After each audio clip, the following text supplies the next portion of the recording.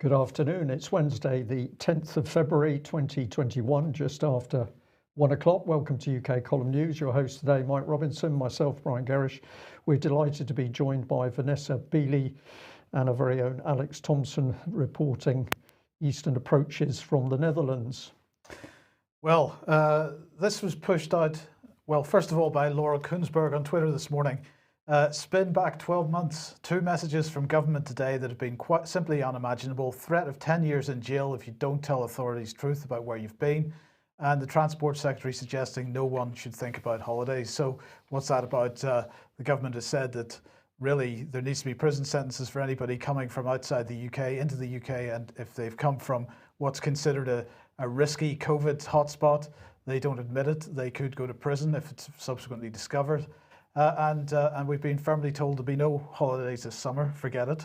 Just forget it. So Nick Bowles, MP, however, said the government needs to be very careful. People support the current restrictions because the vaccines offer hope of a return to normality. After everyone over 50 and everyone vulnerable of working in health and social care has been offered a vaccine, freedom must be restored. I think what Nick Bowles is really pushing there is this idea that people that are, shall we call them vaccine hesitant, people that aren't going to be taking the vaccine are going to be blamed for the fact that the government has no intention of lifting this lockdown. Well, there's going to be quite a media drive along those lines, I think, over the coming weeks and months. I think it's going to be a very strong one, but of course this is the same Nick Bowles that a few years ago warned us that the Conservative government intended to use what it called creative destruction in order to completely restructure the whole of government and society, and that's what we see happening at the moment. So I'm interested that Mr. Nick Bowles should be making these comments. Well, the BBC had Jonathan Van Tam this morning answering viewers' questions. It was very exciting. He was asked questions, will teachers be vaccinated? And he said, well, only after everybody else, unless they're already in on one of the lists for being at risk. But he was asked about catching coronavirus, catching COVID after taking the vaccine. And he said that the vaccines are never 100% effective, although your infection is unfortunate, because the lady that asked the question had in fact ended up with a positive COVID test after she'd received the injection. Although your infection is unfortunate, many more people will not have become infected as a result of the jab. Well, is that true? We're going to come on to that in a second with respect to the statistics over care homes. Before we do that, just want to make a correction for Monday's programme, because Brian put this graphic up on the left here from the Office for National Statistics showing the all-cause mortality rates for the last lot of years from 1990 until 2020, but unfortunately that was a slightly older spreadsheet that was taken from, and so that figure of 561,529 at the bottom wasn't the final tally. That spreadsheet was updated finally on the 12th of January. They're still saying that the number of deaths is provisional, but nonetheless the figure for 2020 is 608,002. So just wanted to highlight that. But the key point here, of course, is that those figures, the rest of those figures, absolutely correct, but those figures don't take into account population changes. And when you do look at that particular situation, this is what you find, that despite the headlines over the last couple of weeks about 2020 being the worst year since the Second World War, it's nothing close to being the worst year since the Second World War. It's the 9th worst year since the turn of the century, and significantly better than we were seeing in terms of age standardized mortality. So that's deaths per 100,000 people in the population since the 1970s. So really that is the important graph that we've got to keep reminding ourselves of. And the Office for National Statistics actually publishes this information back to 1938. But anyway, what is the latest situation with respect to excess mortality for the country at the moment? Well, this is the graph since the beginning of the so-called pandemic, and that's how it's looking. So let's put on the first lockdown, first of all, which then generated what we describe as lockdown deaths. Now, some people still asking why we do this. And of course, if you didn't hear the explanation back in April and May last year, you won't know. But basically, this is on the basis of people that had comorbidities, or people that weren't getting medical treatment, or people that were being taken out of hospital with indeterminate COVID status and being sent into care homes, and then having blanket DNRs put on them. But in whatever the case, most of those deaths from the first peak were as a result of failures by the system, by the National Health Service. But here we are. Let's put a line on for when vaccination began. And we can now create a new block of excess mortality since then. Now, the big dip there, of course, is Christmas and New Year. So you've got to take that into account, that the numbers on the right-hand side of that will include people that died over that period. But I think we're going to call this vaccine deaths now, because it's increasingly clear that this is the case. Now, we've shown this graphic before a couple of times, but let's look at it again, because if we put the red dotted line on there, which is when the first vaccines were delivered for over 80s, and this is applying to other age groups as well, but for over 80s, the rate of death has increased significantly. It was basically flat in the weeks running up to the vaccination period, and now it's spiking. Now, where is the excess mortality actually taking place? Well, this is the latest ONS data for week 4. This is up to the 29th of January 2021. Quite a bit of excess mortality taking place in hospitals. Care homes now, we're starting to see significant excess mortality, but still quite a lot of excess mortality in people's homes. So they're not getting the care that they need. In other locations, it's pretty much on the 5-year average. So, Brian, I don't know what you think of that. I've labelled the latest, the pink box on the graph, vaccine deaths as opposed to lockdown deaths, but actually in reality, it's a mixture of both of those things. There's very little that can be absolutely definitively confirmed as being COVID, because if people have ended up with symptoms similar to COVID having had a vaccine, then that wasn't COVID that did that, particularly in a care home, as we've highlighted over the last couple of days, that had no infection through the whole thing, had very good procedures in place. And we've got more people coming to us with more information about those increases inside the care home. So this is not just a report from us. Professionals out on the ground caring for elderly people are reporting to us that that is the state of affairs. My analysis of it is that there is no way that the government could not understand that its policies are killing off tens of thousands of elderly people. And I'll use the I word. I believe this is a deliberate cull of the elderly. It's planned, it's deliberate, and it's just a question that the wider public have got to understand how malicious the present UK government is. But can this be accidental? Do the experts not see these increases? Of course they see them, Mike. Well, and so do the media, but they're not asking any questions. So let's just run through some of the headlines. Breaking news, weekly COVID care home deaths approach 2,000 mark. The Sun saying 9 care home residents dead, 69 infected in mass COVID outbreak 6 days after getting vaccine. COVID-related deaths in care homes in England jumped by 46%, says The Guardian. 10 new care home deaths announced on the Isle of Wight, says the Isle of Wight County Press. Andover advertiser deaths in Andover nursing home following COVID outbreak.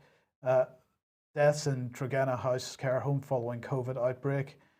Devastating loss of life in care homes as second wave death toll grows. From Wales Online and Yorkshire Live, care home COVID deaths in Yorkshire past 100 for 3 weeks straight. And we just got headline after headline after headline of care home deaths following vaccination, and nobody's asking any serious questions about whether those situations are linked, particularly in the situation that we've got so many care homes that did very well over the entire period and didn't have any problems. Any cases at all. So, well, what is the Alzheimer's Society saying about this? Of course, they have a big interest in people in care homes. This is Fiona Carragher from the Alzheimer's Society saying these latest figures show the highest proportion of deaths in care homes from COVID-19 since the pandemic began. Over 26,000 people have now died in care homes, many who will have had dementia. We can start getting numb to these kinds of numbers. This tragedy needs to stop now. We need to urgently vaccinate care home staff and offer second vaccines to help to people living in care homes. So no questions from the Alzheimer's Society about the coincidence of vaccination and then mass outbreaks. It's incredible that people just aren't paying attention. They're not paying attention, but they're not able to think anymore. All this lady Fiona is doing is simply following the mantra which the government is pushing out. She's not doing any research herself. She's not looking at the figures. She's not using her organisation to find out what's happening on the ground. It's simply repeat the mantra. This is the dangerous bit, Mike. And before I ask Vanessa and Alex for comment, I just want to remind everybody of this that we showed on Monday's programme. This is Public Health Matters on the government website. What do we know about the new COVID-19 variants? And they make the point that there's a UK variant, there's a South African variant, and there's a Brazilian variant. And the point I was making on Monday was that if you look at this AstraZeneca press release, which is titled COVID-19 vaccine, AstraZeneca confirms 100% protection against severe disease, hospitalization and death in the primary analysis of phase 3 trials. What do they say? The primary analysis for efficacy was based on 17,177 participants, accruing 332 symptomatic cases from phase 3 UK, Brazil and South Africa trials led by Oxford University and AstraZeneca. And my question, Alex, if I can come to you first, is we said this on Monday. This coincidence seems more than a coincidence. Nobody is asking why the 3 variants come from the 3 areas where the AstraZeneca trials have been taking place. Well, this would be part of the death of logic in society, Mike, which, although I'm in the arts rather than the sciences, has always been a concern of mine as I've been endeavouring to teach, especially classical languages where you need syntax at a high level. Even in your own language, if you wish to be a person in public life, you need to know how to read and speak well. And that skill has been in decline for several generations. I think the likes of Charlotte Thomson, Isa Bitt, and John Taylor Gatto have brought out well in their books why this would be so and who benefits. But it comes to a point when people are no longer able, even in Enlightenment-heavy countries like Britain, to tell the difference between sufficient and necessary causation and to spot when a correlation tips over into a suspected cause. Now, these things are obviously evident to those who go on common sense, but the more you learn second and third hand knowledge without having your hands on the real world experience, this will happen. And I notice as regards the AstraZeneca vaccine, that most of Britain's immediate neighbours on the continent have now banned it for the over 55s or over 60s or over 70s. I've counted either parliamentary or government statements coming from France, Germany, Italy, Switzerland and Belgium to that extent, not here in the Netherlands yet, but people are rather suspicious of it. I suppose the bellwether country there, within the EU at least, is Hungary because it has Russia's Sputnik vaccine, but is within the EU for statistical quality standard purposes. So if Hungary can be relied upon to produce the most accurate data of countries using the Sputnik vaccine, let's see what the death rate is where that vaccine is being used. Yes. Vanessa, welcome to the program. Just what are your thoughts on what we've mentioned so far? Well, I mean, it's just, I think what jumps out at me is how extraordinary it is, as if people are badly affected or even, heaven forbid, die having had the injection, the COVID vaccine, of course, then it's dismissed as having nothing to do with the vaccine, whereas we know if somebody dies of symptoms or they have symptoms of COVID-19, when they effectively pass away from a previous or pre-existing illness, then it's immediately attributed to the COVID-19. So, you know, we're seeing such really criminal duplicity going on, both in the official statements about the effects of the vaccine. I saw a report the other day saying that 1 in 3 people were affected adversely by the vaccine injection. And yet governments, institutions, health institutions that are governing the narrative on COVID are simply not addressing it and are therefore willfully putting the public at risk. Indeed. They know and that they're fully culpable and it is criminal. I totally agree with that, Vanessa. Well, the question is, was it released in order to try to take some of the edge off the ONS statistics? But here's the House of Commons Public Accounts Committee, Government Procurement and Supply of Personal Protective Equipment, their report from the 42nd report of session 2019 to 21. And what are they saying in this? Some 25,000 patients in care homes were discharged to care homes from hospitals, some without being tested for COVID-19 after it became clear, even after it became clear that people could transmit the virus without having symptoms. This contributed significantly to the deaths in care homes during the first wave. But really the majority of the focus of this report was that care homes didn't have sufficient PPE, personal protection equipment, and that was really what the headlines in the mainstream press were focusing on. It was a bit diversionary, but I think that's the key quote there, Brian, that it was discharge from hospitals with indeterminate status that did quite a lot of the damage. And the press soon afterwards reported that massive increase in deaths and talked about this, and then that all disappeared from the media, as usual. Yes. Well, here is Alexandra Juniak, who is chair of the International Air Transport Association. Now, the government has said that there are no plans for immunity passports for coronavirus. A spokesman is quoted widely in the press from Number 10 saying there's still no current plans to roll out a vaccine passport. Going on holiday is currently illegal. So this has been on mainstream news and all the press. This statement, going on holiday is currently illegal. But no current plans. That doesn't mean anything, does it? That's absolutely meaningless. Well, what is Alexandre de Juniac saying? Well, he was speaking to the BBC, to one of their podcasts, and he said, we should not anticipate, but the UK authorities are among those with whom we have the closest link on immunity passports. So he is absolutely stating that they and the UK government are in lockstep with respect to this. And so any statements from Number 10 Downing Street that there's no plans is nonsense, because they're making plans. They may not be finalised, but they are in progress.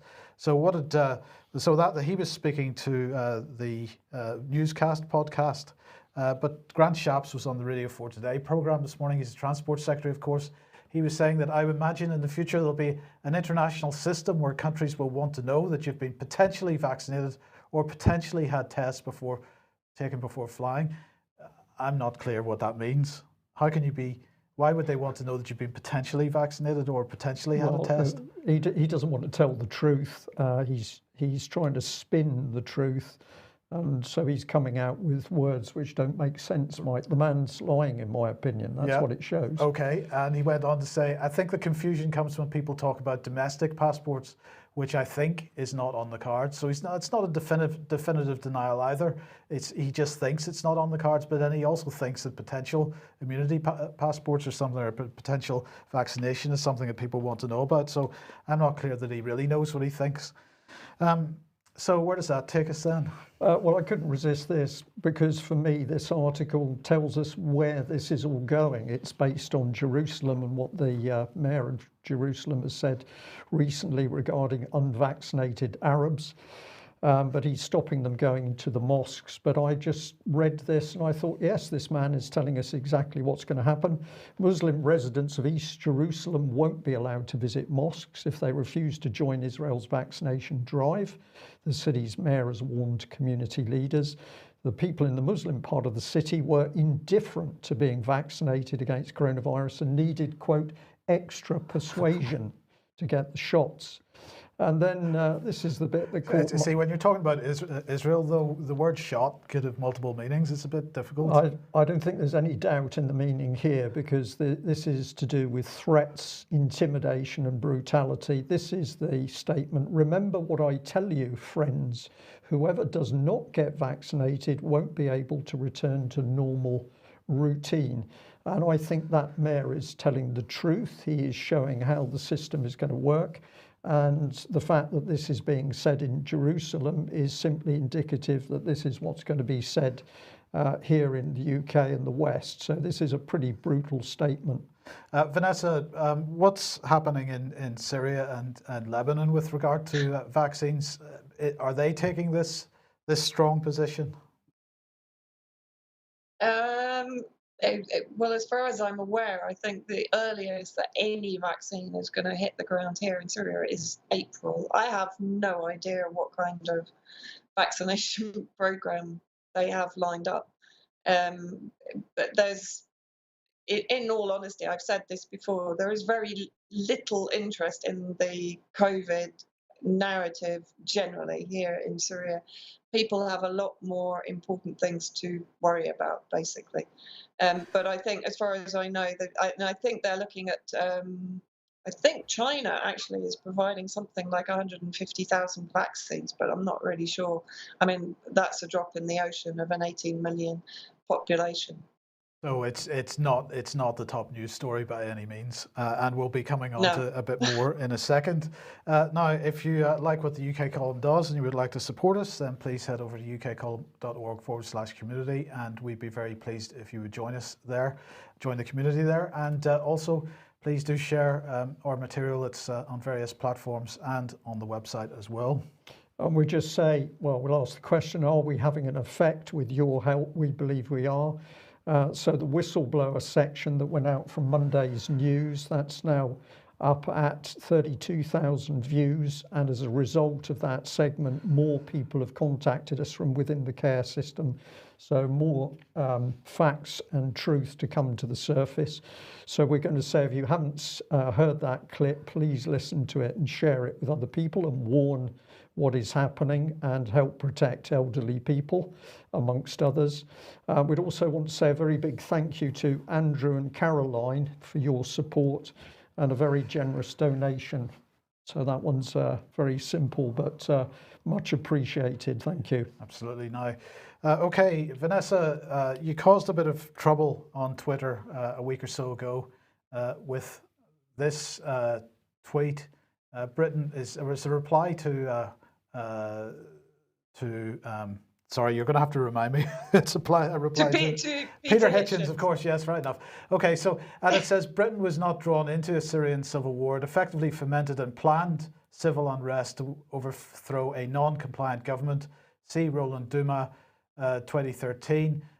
Also, BBC Media Action. Juliet Harkin was identified suitable opposition in 2004.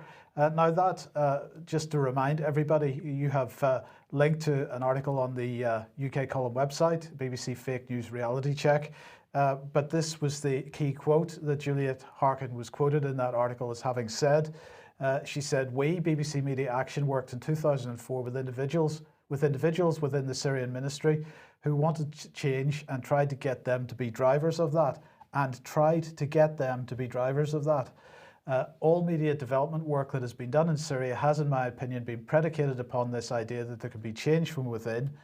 You have an authoritarian regime and you find who the reformers are within that and you work with them." Now this, your reply to Peter Hitchens got a response from Juliet Harkin, and she said, "Vanessa, kindly read the original report and desist from using my name like this in your PowerPoint presentations. You've completely misunderstood the report and context." Now, I'm going to show some quotes from the report in a second, Vanessa, but first of all, in your view, have you completely misunderstood the report and the context? Well, actually, I mean, I had a discussion with Peter Ford, who was British ambassador at the time. He was there 2003 to 2006. So effectively, he was British ambassador in Damascus when Juliet Harkin was also in Damascus working for BBC Media Action. Now, Juliet Harkin, in our very long Twitter conversation, cited Peter and informed me that she believed that he had approved her presence in Damascus. Now, when I spoke to Peter, he had no recollection of Harkin. But what is interesting is the context of the time she was in Damascus. In 2004 was a point when Tony Blair and Bush were trying to develop the different relationship with Syria. post invasion of Iraq, the second invasion of Iraq. And if you look at the emails between Bush and Blair, which can be found in the Chilcot report, you can see Blair is suggesting, instead of going immediately for military intervention or proxy military intervention in Syria, we should perhaps try to foster a different relationship. So I actually floated the idea to Harkin on Twitter that, well, okay, perhaps you went there with the intention of identifying opposition, of influencing media, with a view to putting forward the reforms that the British government wanted to see in Syria implemented by Assad at the time they were courting him. But at the same time, the information that you gathered is a very good scouting opportunity to, if Plan A failed, i.e., if Assad, as history tells us, was not compliant with the US-UK agenda in the region, then you can move to Plan B, and the information that you've collated on the opposition, on the media that can be used to influence public opinion both in the region and in the West, can be very useful to the British government, which we know has been heavily invested in PR and media for the armed groups that they have financed, supported, and armed alongside the US coalition to overthrow the Syrian government. Okay, that's pretty clear. But let's go back to let's look at the report then. This was the report that quote came from. It's called Country Case Study Syria: Support to Media Where Media Freedoms and Rights Are Constrained. It's from BBC Media Action. So let's just have a look at a couple of short quotes from this. In 2004, BBC Media Action launched a 3-year, £1.5 million Arab media dialogue programme across 7 Middle East countries. In Syria, BBC Media Action conducted journalism skills, business and management training and mentoring for selected journalists, editors and managers, working in close partnership with both state and private media outlets. Now, the first thing I've got to say here, Vanessa, is I don't really understand Juliet Harkin's position, because, you know, what did she think that she was doing? Why would the BBC want to go and provide these skills training for Syrian journalists, particularly since BBC Media Action is funded by the Foreign and Commonwealth Office, unless it's an extension of British soft power? Absolutely. Now, you know, if we want to be generous, we could say that Juliet Harkin personally was not aware that she was being instrumentalized by BBC Media Action in order to provide the information that they needed for Plan B, which was the destabilization of Syria via media, via proxy militants, etc. But when we go on to look at Juliet Harkin's career path, right? Well, hold on, because we'll do that in a second. Just don't preempt that. We'll come on to that in a second. Okay. So let's look at the next short quote.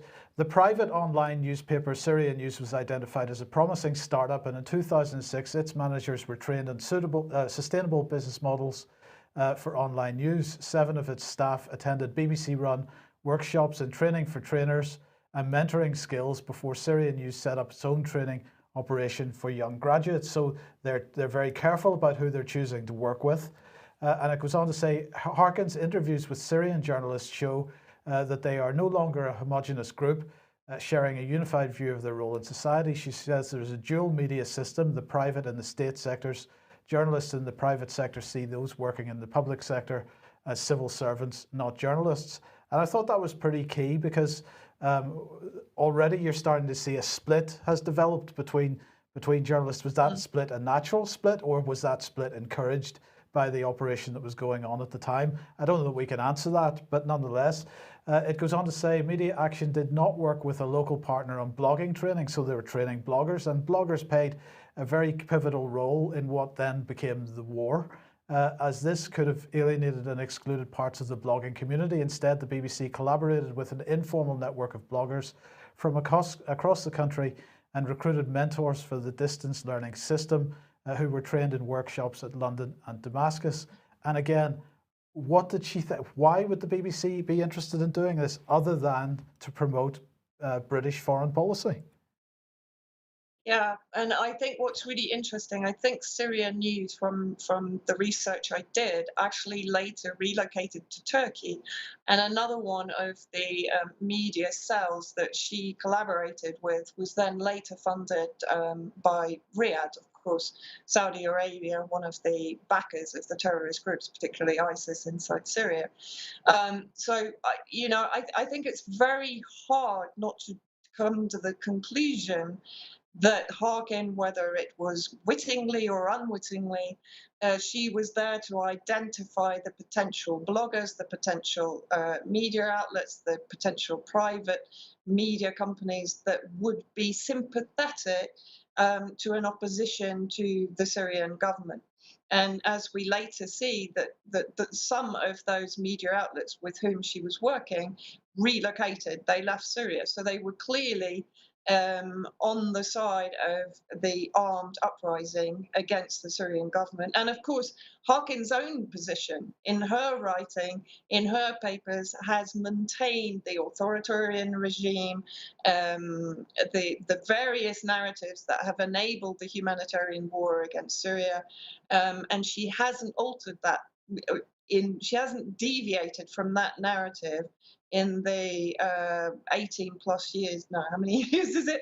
15 years that since she first went to Damascus in 2004. And another interesting point, she was allowed into the country at a time when the West was courting Assad and the Syrian government and Syria as a whole, but she was refused entry after 2011, which suggests to me that the Syrian government had by then ascertained what her role was and were not intending to allow her back into the country. Yeah. Okay, Alex, let me bring you in at this point. What are your thoughts on what we've seen so far on this? It brings to mind a couple of the books I have in my library. One, I forget the title, but it traces young Foreign Office staff from three European countries, the French and the Dutch, and I forget which other, post-war period, coming to the State Department and being charmed. And the other is the book by Udo Ulfkotte, Ulfkotte. You can find his book in English. I think it's called Prostitutes in the Pay of the CIA, which is a translation of one of his many books in German, or several books in German. And these outline how people are nobbled at the beginning of their careers. If they're in Britain itself, it is from Oxbridge onwards in many cases to this day. And it's what Vanessa has outlined, really. The result is people we can work with. And I will not over-egg the claim here, but I have, in my 8 years at GCHQ, heard chatter from Foreign Office and MI6 people in the hottest parts of the world, shall we say, the most interesting ones to British foreign policy, talking about British and local journalists who are more or less in three categories: for us, against us, and indifferent, as it were. Neither one way nor the other. And there are ways of cultivating and repressing, as the case may be, the output of these journalists without them actually being on the books of an intelligence agency. Okay, so Vanessa, you mentioned her future or her later career, and let's have a look at a couple of her later roles. First of all, here she was a consultant. She then became a consultant in 2011 to 2012 for Global Communications Studies, Annenberg School for Communications. What do we know about this organization, Internews? Oh gosh, Internews. Well, I mean, Internews, if you look at their ambassadors, before I even get onto the donors of Internews. But interestingly, if we actually look at her career path, she started off at the Economist Intelligence Unit. So she was heavily involved in researching the economic landscape for countries that were being targeted by the British Foreign Office for their financial interests and their global agenda. She then spent some time working for the Council for British Research in the Levant, where she set up seminars on Arab revolutions, 2011. And I also have to say, I mean, perhaps Alex can comment on this, she dots around from her various jobs, spending on average between 3 to 4 months at each position. She then was a freelance consultant for Chatham House, based in Egypt, just as the Arab Spring was coming to the fore there. And as you point out, in November 2011, she spent 4 months as a consultant for Internews, and again in April 2012, she was a project director, Arab World for Internews Europe. Now, Internews, when we look at them, I mean, this is an organization geared towards change and influencing change.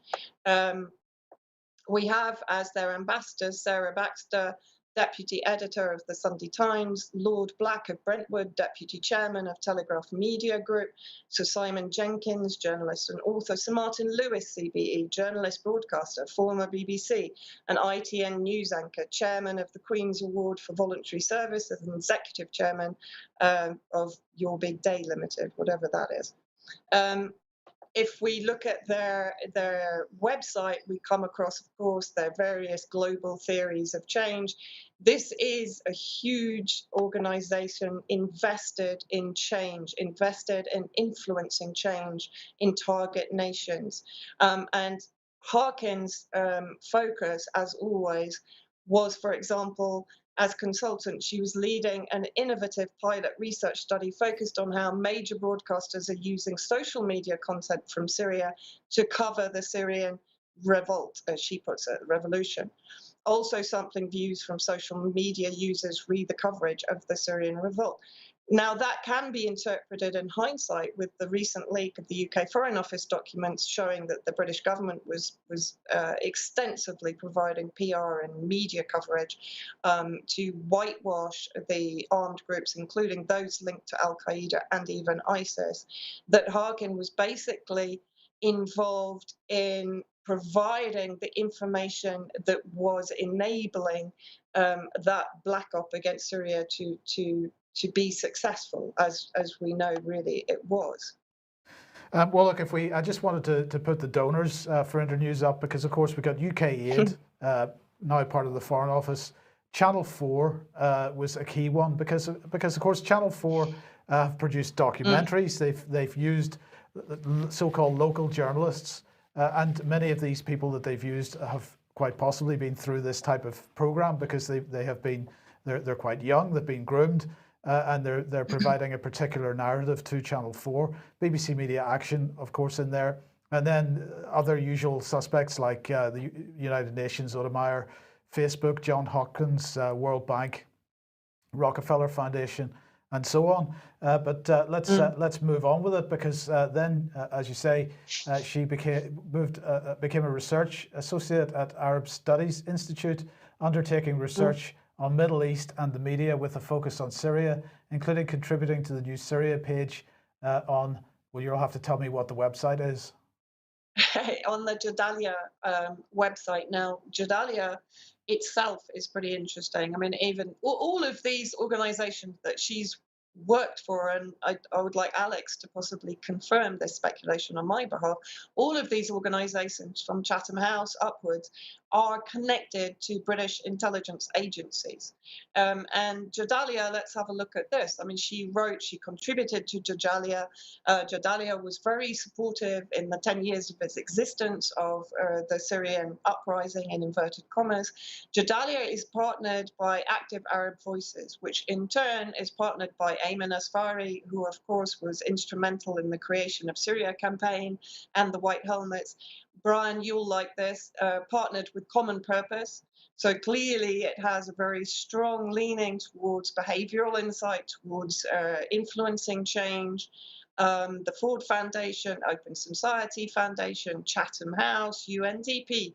So in every situation where we find Juliet Harkin, we find this nexus of intelligence-linked organizations that have been and are still instrumental in the destabilization of Syria. Alex. Yes, I concur with Vanessa, but what might surprise some listeners is that I would say that it is not the intelligence agencies that would have the whip hand in this relationship. I would say that they are instrumentalized by the tax-exempt foundations and the think tanks. If you go up the tree from the Foreign Office to the body which functions as the Foreign Office's think tank, Chatham House, you are moving from public to private. You're moving from civil servants into the world of the oligarchs. The same is true with The Economist, which has long behaved effectively as the house journal for Anglo-American, what might be called neoliberal foreign policy, but above that works as a mouthpiece for the Trilateral Commission, or ultimately Bilderberg, which is uses the Trilateral Commission as its more day-to-day managing board, as it were. So that's the flow that I would see whenever I went to Chatham House events and met these sort of squirreled away persons who were working on parts of the world like the Levant and the former Soviet Union. It would always be the case I would meet someone from the Economist intelligence unit. Yes, it is a magazine with an intelligence unit. Alarm bells should ring. And they would behave as though they were collecting information for private benefactors. I mean, ultimately, this goes back to the Rhodes-Milner group. There's so much material we could recommend on this. But before the First World War, in Britain and America, that relationship was already sewn up, that as the intelligence agencies in their modern form came into being in the decade before the First World War, they were there to fulfill much longer term agendas for, shall we say, blue bloods, mostly European continental and also British industrialist blue bloods. And it was the think tanks giving instructions to the intelligence agencies. Just look at the money. I mean, the order of magnitude difference in funding between Chatham House and the Foreign Office in this regard should tell you something. Yes.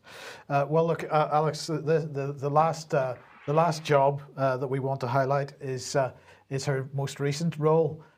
Just for you, because I'm interested to get your thoughts on this. Project Officer, Freedom of Religion and Belief Leadership Network at the Church of England. This is what she's currently doing.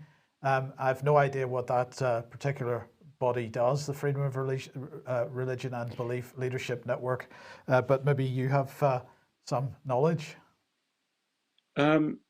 Leadership in this regard is a big buzzword in the C of E, and as Brian would be quick to add, it comes out of the common purpose think tank world, as it were. The giveaway there is freedom of religion or belief. The C of E regards itself now as not even perhaps a religious organisation, but a national asset. And certainly the government always regarded it that way. And that, as a set phrase, freedom of religion or belief, that comes out of the post-war European conventions and treaty language. And it's the term that's bandied about by the OSCE, for example, or agencies of the UN. So that world or that way of thinking has been forward posted into it or backfitted into existing societal structures like the Church of England, which very much does have a historic role standing up for persecuted Christians or at a push persecuted fellow monotheists, but no historic background in standing up for this nebulous human rights capacity or human rights area concept of freedom of religion or belief. Okay, thank you for that. Now, the next thing we want to talk about with Vanessa is Lebanon, because it's not something that occupies much of the news narrative in this country, but I just want to show a couple of the headlines from the last couple of days in various media. So this is The Independent. 6 months ago, Beirut blew up. Now Lebanon is on the brink of collapse. We have the Middle East Monitor here. Lebanon Free Patriotic Movement calls to review alliance with Hezbollah. And we have the BBC saying Lebanon's coronavirus lockdown, we can't leave our homes day or night. So Vanessa, first of all, it looks like Lebanon is in a position where it's breaking up societally, but at the same time, a fairly brutal lockdown going on there. Yeah, as far as I know, in areas like Tripoli, for example, the lockdown is 24/7. I don't know if that is the same all the way across Lebanon. I'm not sure. But certainly for the last few years, Lebanon has been the target of the globalist nations, of course, because it is the closest allied to Syria of Syrians' neighbors. And so therefore it was necessary to target Lebanon for destabilization in order to pull the rug out from under Syria's feet, of course, which effectively it has done. Lebanon was put into economic freefall before the corona crisis. Of course, we then had the dreadful tragedy of the explosion in Beirut port, which also the intimation has been that it was because Hezbollah had been storing ammunition, weapons, etc. In the port. There has been recent attempts by Martin Chulov at The Guardian, who I would suspect has very clear ties to intelligence agencies in the UK, to suggest that it was Assad-linked businessmen that were effectively responsible for the blast. Of course, his article has been quite rightly rubbished as the pile of nonsense that it really was. There was absolutely zero evidence in it. What evidence that was there was discredited immediately. So, you know, this was a very lame attempt to attribute blame for the blast on Syria, effectively. But I think what's important is the recent document leak showing the British operations to infiltrate security, army, intelligence services, and even high-level government officials in Lebanon in order to provide a counterattack against the influence and stability that Hezbollah offers, not only to Lebanon, but also to Syria. We can't forget that Hezbollah has been instrumental, alongside, of course, the Syrian Arab Army, in stabilizing areas of Syria, particularly on the border with Lebanon. The Foreign Office leak there've been, I think, 3 drops of documents as a result of that, but the latest one was with respect to Lebanon. And you said the last time you were on this program that the ambassador had quietly disappeared from the country. He's been replaced now. Yeah, he's been replaced by a charge d'affaires. I don't think they've actually appointed an actual ambassador yet, but Chris Rampling, who was ambassador at the time that the first leak came out, and if you remember, in the first leak, which was put out by somebody called Matthew Dewar. Now, Matthew in that actually stated, I'm giving you I think it was around a month for people involved in this operation to leave Lebanon. Now, interestingly, the British ambassador resigned for personal reasons almost immediately after that, which was Chris Rampling. Alistair Harris, who was also instrumental within Analysis, Research and Knowledge, ARC Group, was responsible for a lot of the early destabilization and infiltration in Syria, was also involved in the Lebanese operations, and he also, as far as we know, left rapidly and relocated back to the UK. So, you know, what we've seen, and I don't know if you have the video there from Martin Longdon, who's the guy that's taken over from Chris Rampling, perhaps temporarily. But if we watch this video, we see in the last week, I think it was, the arrival of British military equipment to Lebanon, to Beirut port, ostensibly for use by the Lebanese army, as he calls them, the border forces. Now, anyone with any knowledge of the structure in Lebanon will know that the borders, particularly with Syria, are largely policed and secured by Hezbollah, with the support. I mean, Hezbollah works with the Lebanese army, but effectively, Hezbollah is responsible for the majority of the border security. And that also includes, of course, for the Christian communities that live close to the border with Syria and have come under attack from various terrorist groups during the 10-year conflict in Syria. And of course, what we also need to remember is that in those leaked documents, the target was very clearly Tripoli. Tripoli is very focused on by the groups that are the organizations that are being used as outreach agencies for the British government to secure influence inside Lebanon. Now, Tripoli, as I'll come on to once we finish this video. Now, if we look at on the map where Tripoli is, and I've marked quite clearly the area of Al-Qusair, which is on it's sort of between Homs, which is in Syria to the northwest of Damascus, and the border of Lebanon. Now, at the beginning of the war against Syria, of course, the US endorsed a project to transport gas from Qatar to Europe.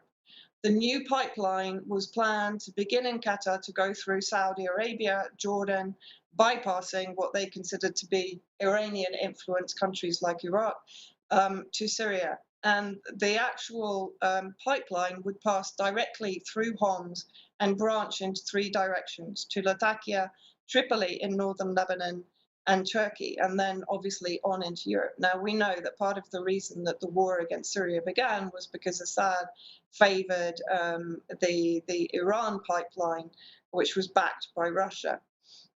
Now, Homs also has its own hydrocarbon resources, which again were of interest clearly to the US coalition. And that's why this entire area was one of the first areas to be occupied by the proxy militants, funded, of course, by Qatar and Saudi Arabia. So all those that had a vested interest in the progress of this pipeline funded the armed militant groups to occupy these areas to secure that pipeline. This was very clear in the beginning of the conflict.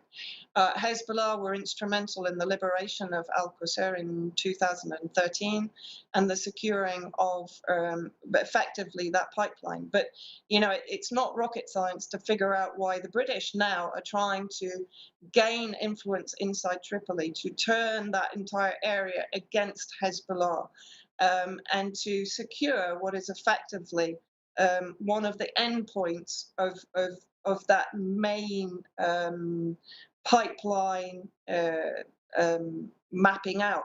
And Homs was the central crossing point. So if you look at where Tripoli is, not only does it give them the potential to stretch out and to take influence in towards Syria, but potentially, we have to remember that the armed groups always had the coastal area of Syria, which of course is the government stronghold, if you want to say, and also now Tartus, which is the main Russian base inside Syria. It gives them an option, I'm just speculating here, of being able to even potentially go further into Syria from this point. So Tripoli is absolutely instrumental, I believe, to the US-British interest against Syria. Okay, thank you. Any thoughts? Yeah, my thought is that I'm sure that your analysis is correct, Vanessa. We've got the extraordinary situation that all this is happening without any meaningful public debate or knowledge here in UK. We're not seeing debate through Westminster. We're not seeing statements by the Foreign and Commonwealth Office, but we've got this this highly developed geopolitical agenda unfolding where military equipment is coming out of this country and being sent over to the Middle East. None of this is being discussed with the British public. We, on the other hand, are to be fearful of COVID. We're to be locked up like, I'll say children, but of course that's an insult to the children, really. But we're to be locked up and we're not to pay attention to what's happening here. I think your analysis, if people are regarding it as an analysis of the Middle East and therefore it's not of consequence, what they need to realise is that the same power base that is unleashing this malicious geopolitical agenda in the Middle East is exactly the same power base that's locking us all in our homes in UK and destroying all of our fundamental human rights. People have got to understand it's the same group. And Alex, I think you were beginning to pull together who these people are and what organisations, Chatham House, for example, they're using in order to put these policies together. Well, look, we got to move on. So thank you very much, Vanessa. We'll speak a little bit later. Now, let's go back to COVID, and we already have shown on this program a number of times the way that the COVID narrative has been developed and built and spun by the UK government through SAGE, through their behavioural experts, in inverted commas. But Alex, we have a similar story coming from Germany now. So run us through this. Let's set the scene then first with an article by the Oldenburger Online Zeitung, a regional online paper, telling us in a glance what has happened. These slides are text heavy and they're all my translations, so I will not necessarily be reading all the words on every slide. It would be better for people to pause the screen after broadcast and read through these. So what we're reminded of by this Lower Saxony news outlet is that nearly a year ago, late March 2020, a bunch of mainstream media titles in Germany boasted of having got hold of a 17-page internal report, as it was called, that played out multiple scenarios. One of these forecast over 57 million Germans would get COVID and 1.15 million would die of it, and that there would be a German economic meltdown with a 20% drop in gross domestic product. And in fact, we did cover that paper at the time of its disclosure on the German Interior Ministry website at the end of April, a month afterwards. Now we have more detail on the hoo-ha that was going on in the background. So another summary of it by the well-respected Frankfurter Rundschau brings it more to the political level. The headline and one of the subheaders I've put on screen is "Serious accusation levelled at the Interior Minister." This is at federal German level. There are also 16 state Interior Ministers. This is the federal Interior Minister, Horst Seehofer. The accusation is political capture of scientists in secret document. And in the subhead, accusation of capturing scientists for political purposes. Let's zoom in a bit and see what's going on here. Here's the scoop by the Sunday title Welt am Sonntag. Welt generally is somewhere between the Times and the Telegraph, a kind of centre-right, somewhat faux opposition or faux anti-socialist publication, shall we say, that throws up its hands in horror at various things, including, and you'll see this in the English-speaking world, there's a bit more squeaking from the centre-right about overreach in COVID lockdown than from the centre-left, but it's all a sham in the end. So Welt am Sonntag went large with this. In an email exchange, they say, Interior Ministry State Secretary, so that's a junior minister in English-speaking terms, Markus Kerber, of whom more anon, pleads with researchers to come up with a model that could serve as the basis for planning, quote, measures of a preventive and repressive nature. This is not a quote from a hammy war movie. This is actually Herr Kerber speaking. We'll be taking measures of a preventive and repressive nature.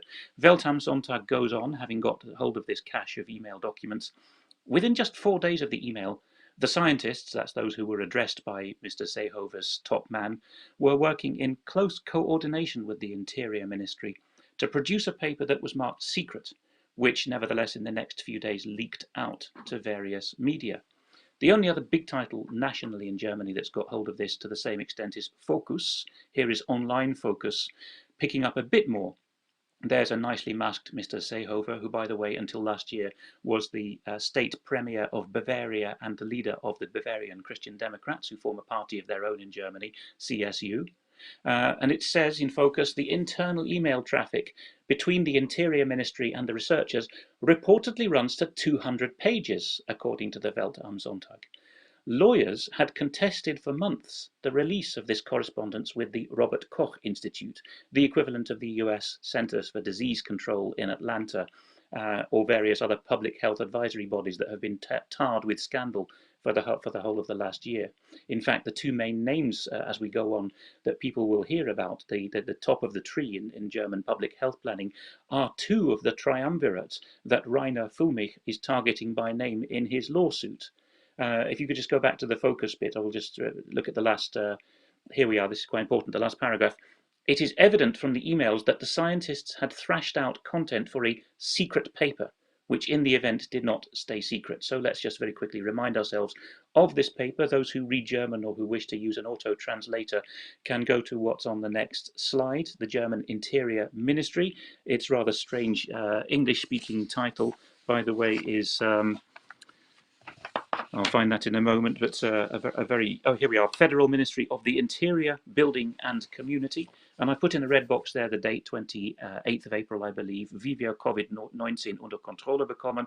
Let's have a look at this document that it's now come into more focus. So to repeat, it's been disclosed for 10 months, but it's only recently that there's been a legal imprimatur to publish the emails about it. So at the bottom of that screen, I've put in a red box, liberty-depriving measures.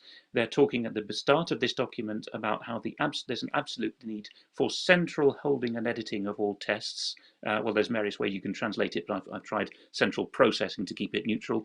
This is what will facilitate tailored step-by-step interventions in economic and social life, and will boost acceptance and understanding for liberty-depriving measures.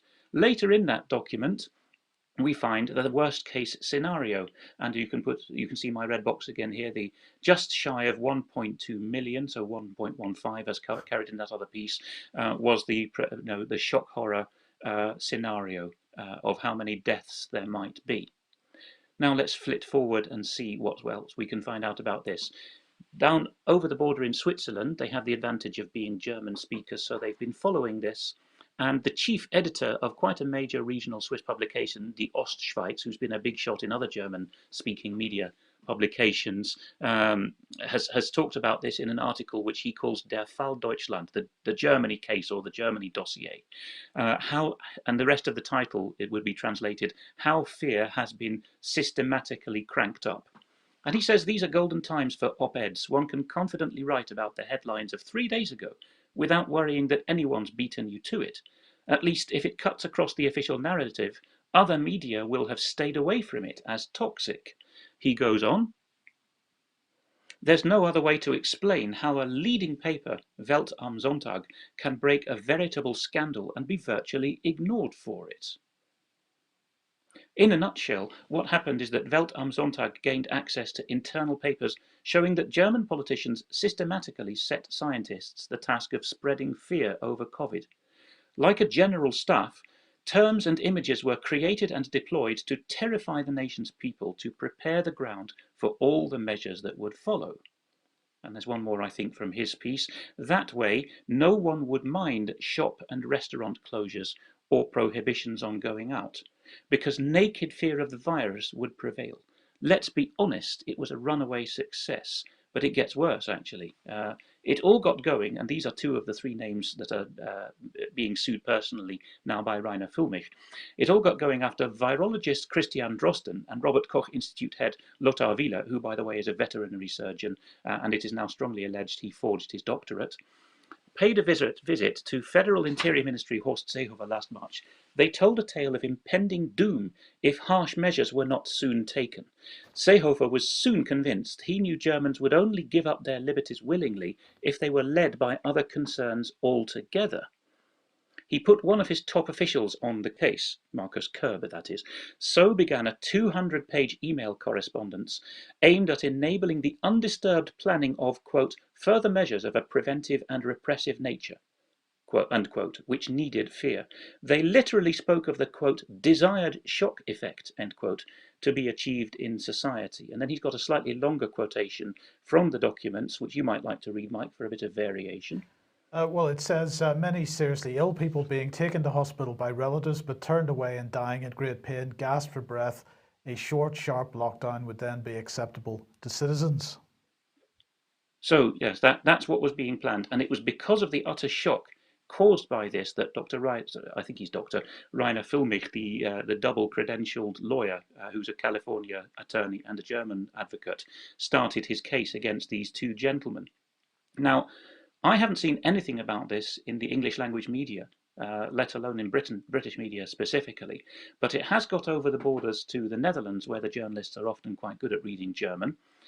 So here, if people look at this, I think it's somewhat auto-translated, but it's manageable. It's a verbatim auto-translation, I think, of the Dutch NOS, the Dutch Public Broadcasters report on it. So if people go to Netherlands News Live and look for the headline, German ministry hired scientists to induce corona fear, they will see that. And this bit we won't read verbatim, but the key thing there is they were working at a 0.5% death rate and a 1.2% death rate in their scenario planning.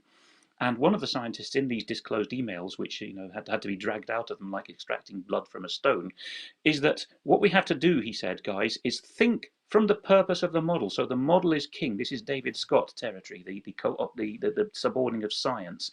And for the purposes of the model, he said it would be better to be on the bad side than on the good side with our forecasts. And then the Dutch write-up continues that Inaccountably, both of these mortality rates, although that one is over twice the other, were included in the ministry's final strategy document. For the worst case scenario, they used the percentage suggested by an economic body, our first hint of business involvement here. If the government did not act, 70%, we've been talking about 0.5% and 1% deaths, but 70% could become infected, that magic modal verb, and the death toll could run into the millions, as Seehofer warned it several times at the time. So the original for that is the next slide if people want to look it up. Oh no, one more in between. The emails, continues the Dutch write-up, were meant to be kept secret. They were released after months of proceedings from a Berlin group of lawyers who sent them to Die Welt.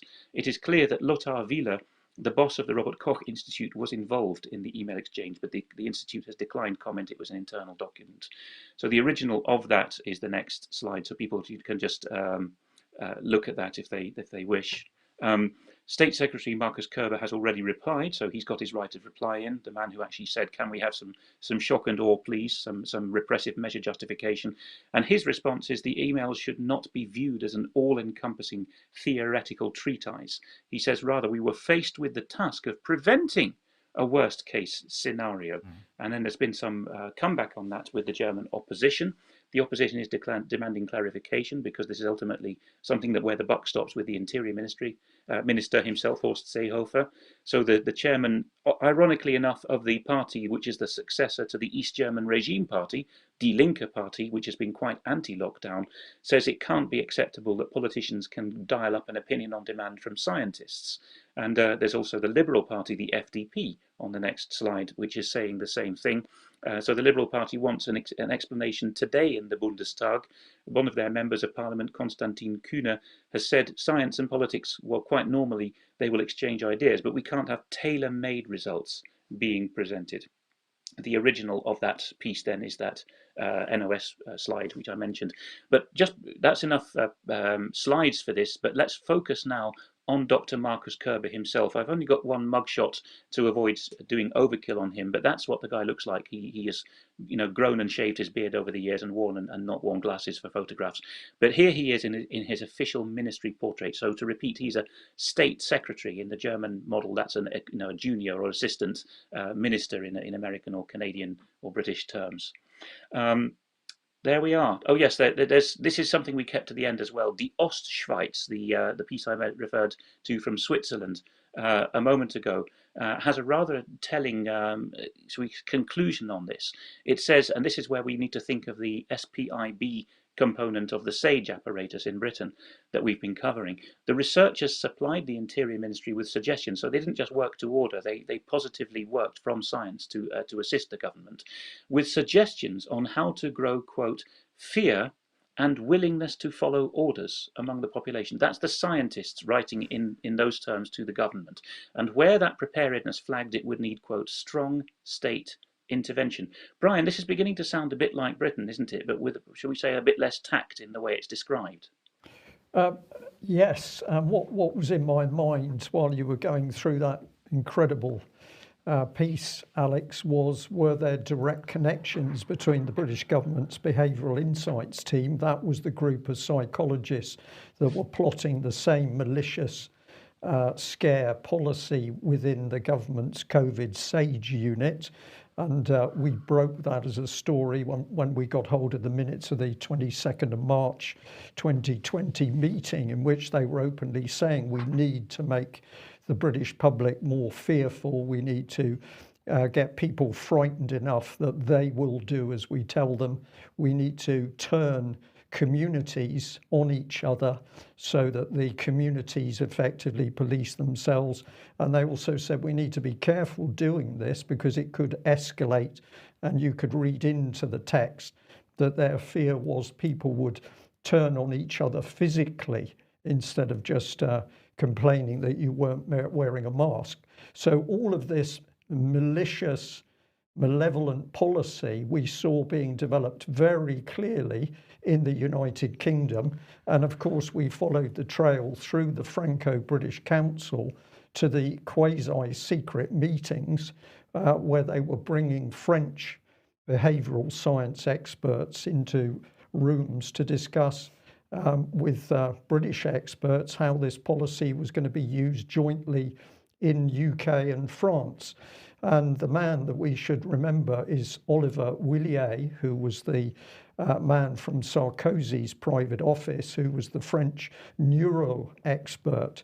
So the trail for this, I'm going to call it malicious, I'm going to call it malevolent, it's truly evil policy, was coming very much from the heart of the British Westminster government and the Behavioural Insights team, but we knew that it was effectively also buried within the European Union, as we could see the progress of those meetings with the French.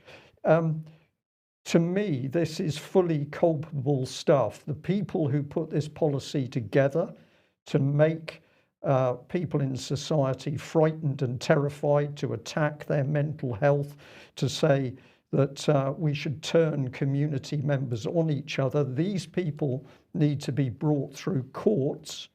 They need to be brought fully to justice, and the sentences for those who are found culpable should be, I think, very severe. I don't know what your response to that would be, but it's largely been the UK column that has broken the trail of the political application of abusive psychology. We have broken this story. Well, I think that's because there's some kind of denotice on it in other respects. But yes, severe penalties are being asked for by Rainer Füllmich. And of course, he has got these two men in the frame, one of them being Professor Christian Drosten, the virologist at La Charité Hospital in Berlin, and the other being this man with no human medical qualification, it now seems, heading the Robert Koch Institute. Drosten, of course, who accompanied the Robert Koch Institute head to Horst Seehofer's office to say, Minister, we need some scary figures, was active even before the SPIB minutes, because this paper that's been leaked now is regarding March 2020. The SPIB leak that we led with is from February, but it's actually from New Year's Day 2020 that Christian Drosten supposedly spent his New Year's Day in his office single-handedly priming up the data for the PCI test, although he'd not got any samples from Wuhan at that stage.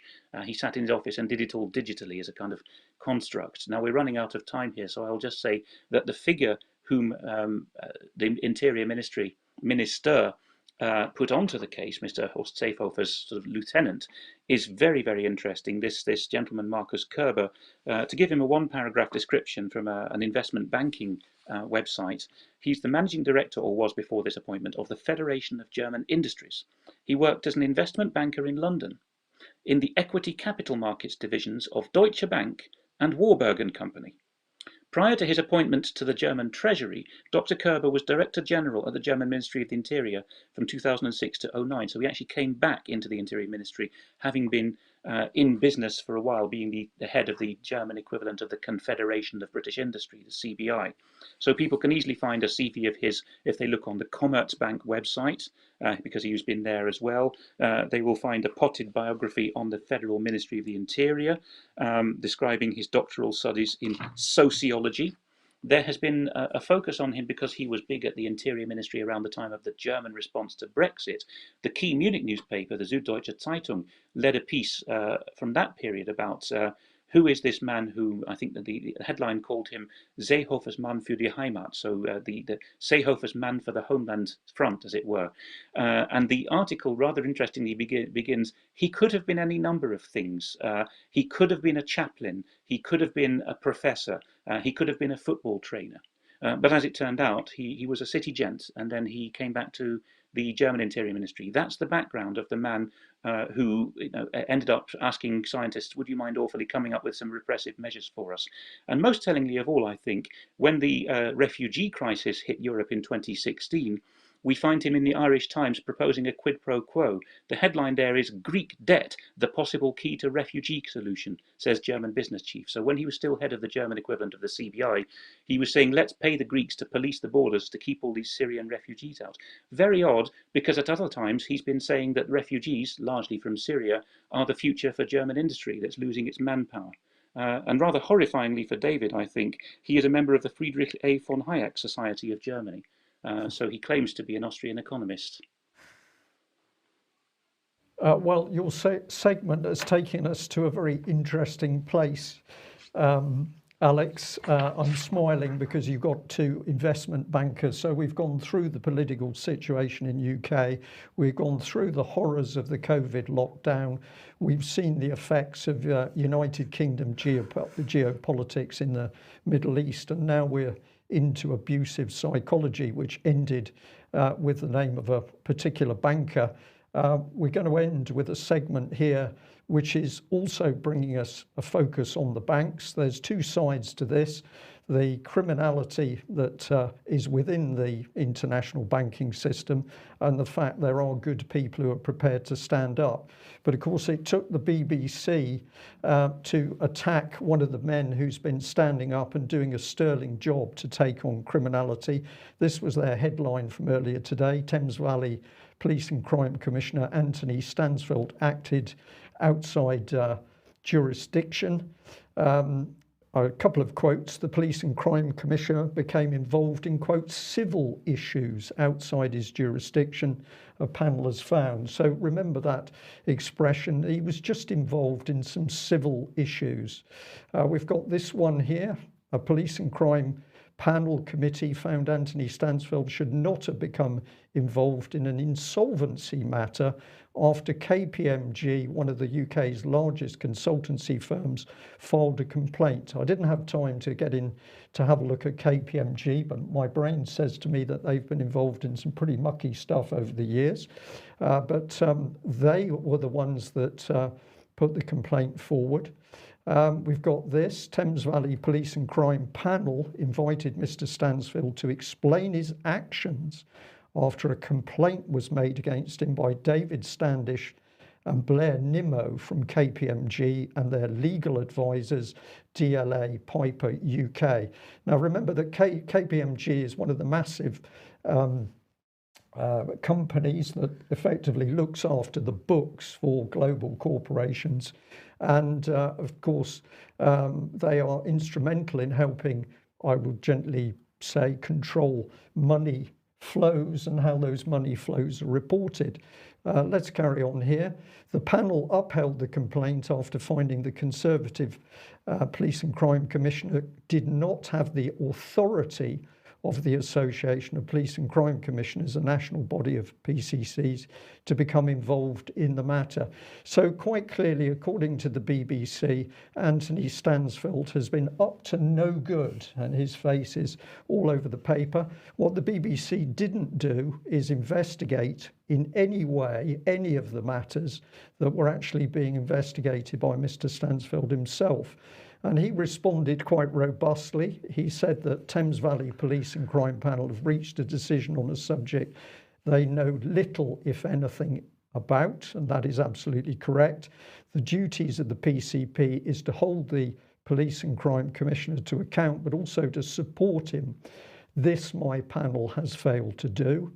And then he goes on to say, as the lead for fraud and cybercrime for the Association of Police and Crime Commissioners, it's my duty to be concerned with the issue at hand after, quote, thousands have been defrauded by banks, legal practices and accountants. I cite the case of a former HBOS banker in Reading and 5 other financiers who were jailed for their part in a, quote, 245 million loan scandal in 2017. So the BBC failed to do any investigation into what this man has been warning about.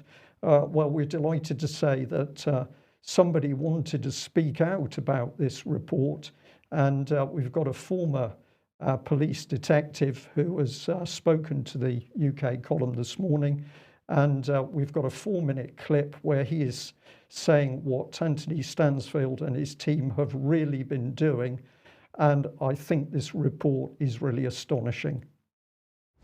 I was a detective for many years in the Devon and Cornwall Police. I'm retired now. Basically, I was a victim of bank fraud where senior bank managers stepped in with a view to taking my property off me, and I'm still in that battle now.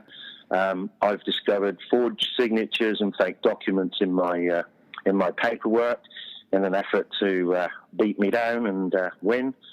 And as a result of that, I got together with a team of probably the best experts in each field, in banking, in HMRC, retired people, stakeholders who advise government, etc.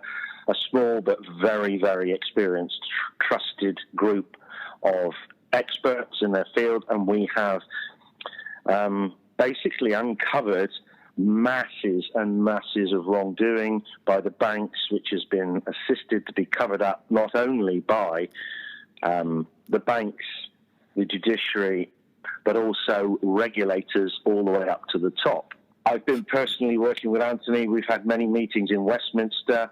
I've also been to all parliamentary party group meetings with a number of MPs and given evidence at one of their meetings to the parliamentary group who are investigating bank fraud, serious bank fraud, that they were personally investigating and needed my assistance. In his words, defrauded and stolen £100 billion from British businesses, but collectively all the banks, £1.2 trillion, putting over 60,000 businesses to the wall.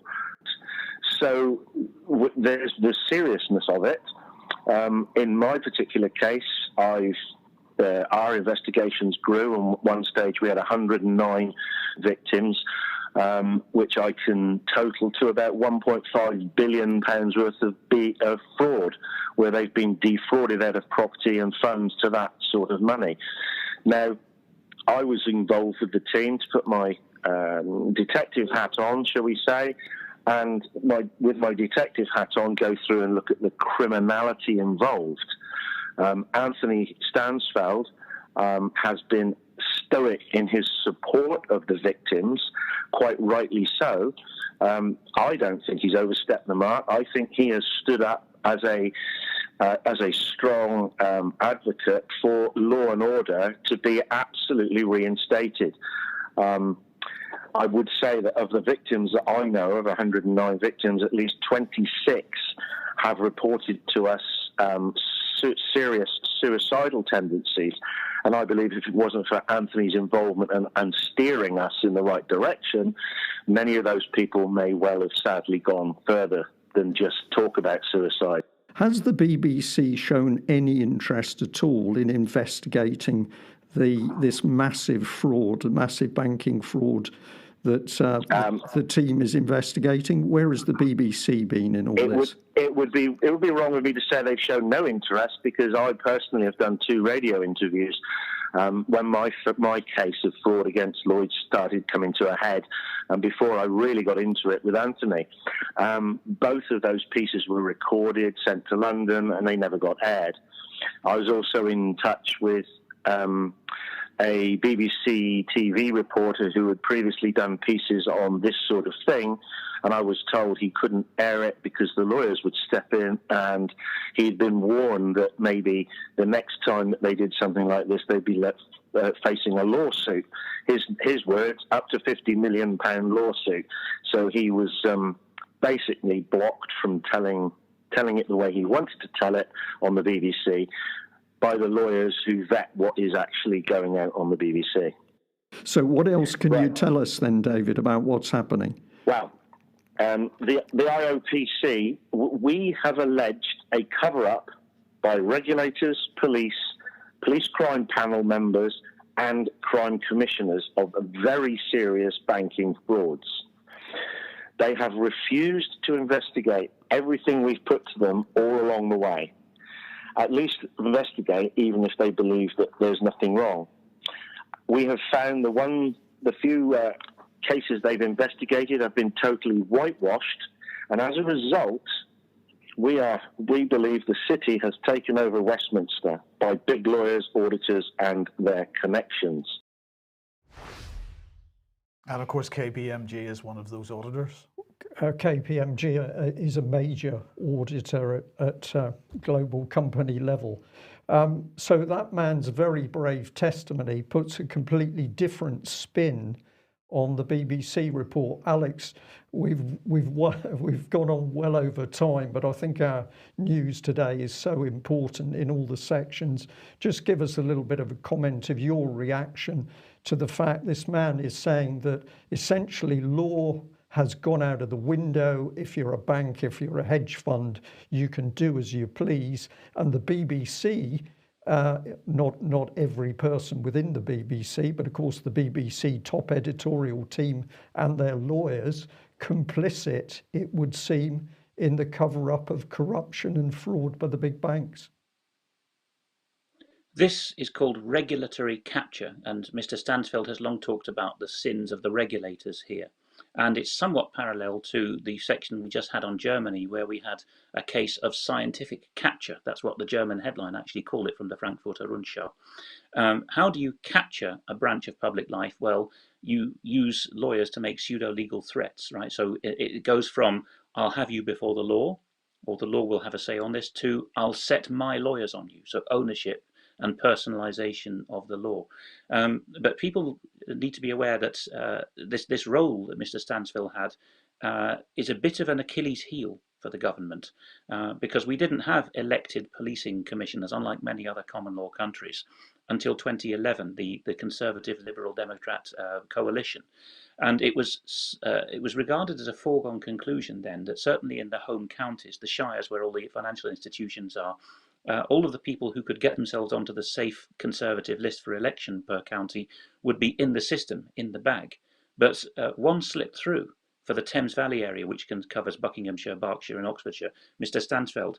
He is something rather unprecedented in Britain. He is a directly elected Crown Magistrate. So he's an agent of the executive branch that cannot be recalled by the Crown because his mandate is popular election.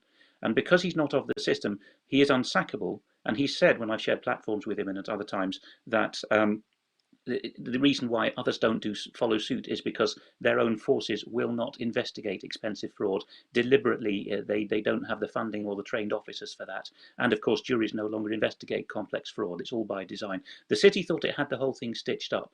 But these elections of policing and crime commissioners mean they are unsackable, which is why the last trick that's been pulled out of the box is this laughable idea that a directly elected commissioner for policing and crime needs to get say-so from an umbrella body to investigate. How do you like the idea, Brian, that your MP can't raise your case in Parliament unless he has permission from the National Council of MPs? That's the equivalent argument.